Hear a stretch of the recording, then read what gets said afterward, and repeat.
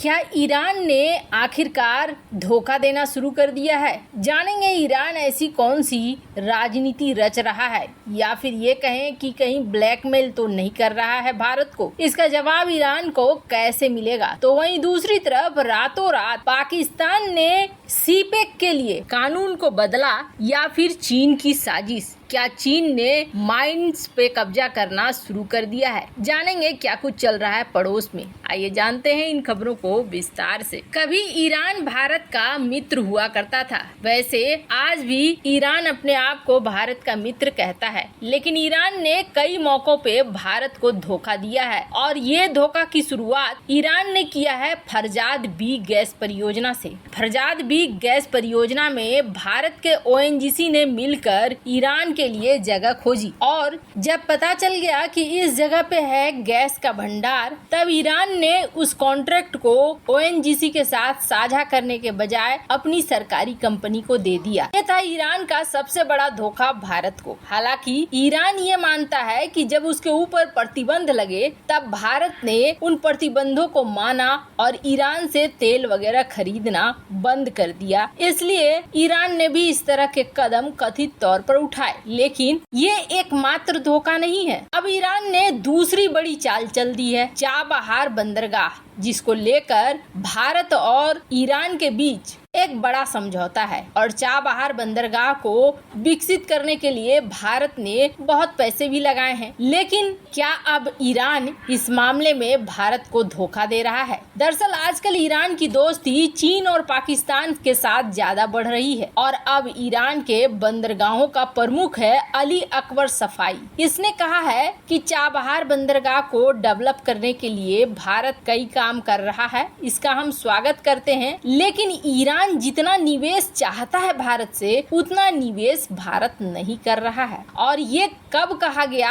ईरानी अधिकारी ने ये बयान तब दिया है जब चाबहार के दौरे पर भारत के बंदरगाह मंत्री सर्बानंद सोनोवाल पहुंचे हुए हैं। उनके सामने ही ये बयान दे दिया। ईरानी अधिकारी ने कहा कि भारत 6 साल पहले इस प्रोजेक्ट में शामिल हुआ था, लेकिन इसे विशाल व्यापार गेटवे बनाने के लिए और ज्यादा किए जाने की जरूरत है। भारतीयों ने चाबहार पोर्ट को 6 क्रेन की सप्लाई की है, जिसकी कीमत करीब $2 करोड़ है। ये भारतीय पक्ष से की गई अपेक्षा से बहुत कम निवेश है। ईरानी अधिकारी का ये तीखा बयान ऐसे समय पर आया है जब भारत ने बार बार ऐलान किया है कि वो चाबहार पोर्ट को विकसित करना चाहता है। भारत की कोशिश है कि चाबहार बंदरगाह के जरिए मध्य एशिया के देशों और रूस तक सीधी पहुंच बनाई जाए। वैसे आपको बता दें, भारत ने चाबहार और अन्य ईरानी बंदरगाहों के जरिए रूस से सामान मंगाना भी शुरू कर दिया है। वहीं ईरानी अधिकारियों का कहना है कि वे चाबहार टर्मिनल और उससे जुड़े अन्य प्रोजेक्ट में भारतीय कंपनियों के काम से खुश नहीं है। ईरानी अधिकारियों से मुलाकात के दौरान सोनोवाल ने कहा कि भारत चाबहार पोर्ट के विकास के लिए प्रतिबद्ध है, और 2016 में PM मोदी ने ईरान दौरे में जो बात कही थी, हम उसको लेकर आगे बढ़ेंगे। लेकिन आपको बता दें, ईरान ने चीन को भी चाबहार पोर्ट पर निवेश करने के लिए दिया था ऑफर। अब इसे देखकर ऐसा लग रहा है कि कहीं ईरान यहाँ पलटी तो नहीं मारेगा, या भारत को ब्लैकमेल तो नहीं करना चाहता है। ईरान भारत से बहुत सारी चीजें चाह रहा है। हाल ही में ईरान ने भारत से संपर्क किया था और कहा था कि हम आपको डिस्काउंटेड ऑयल देंगे, आप हमसे डिस्काउंटेड ऑयल खरीदो। जैसे आप अमेरिकी प्रतिबंधों का अवमानना कर रहे हो रूस के साथ, वैसे ही आप हमारे साथ भी कर सकते हो। आप हमारे साथ पेमेंट भी किसी और करेंसी में कर सकते हो। पर अब थोड़ी बहुत पलटीबाजी तो ईरान में ऐसा लग रहा है कि चल रहा है। हालांकि अगर ये धोखा देता है ईरान, तो समझ लीजिए ये ईरान का दूसरा धोखा होगा जो भारत को मिलेगा। पहले फरजाद बी गैस परियोजना और अब चाबहार को लेकर ईरान से जो रिस्पॉन्स निकल कर सामने आ रहा है। खैर, जहां एक तरफ ये हो रहा है, तो ऐसा नहीं है कि भारत इन्हें काउंटर करने के लिए कोई काम नहीं कर रहा है। वैसे आपको बता दें, चीन के पाले में जाने के लिए ईरान